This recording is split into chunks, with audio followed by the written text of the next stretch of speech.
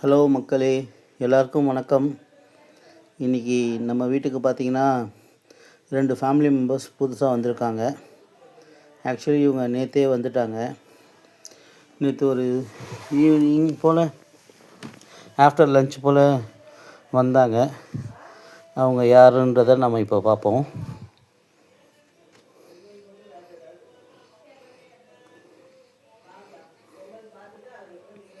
பாருங்கள், 2 பேரும் பார்க்குறாங்க. எஸ், இவங்க தான் நம்ம காக்டெயில்ஸ்.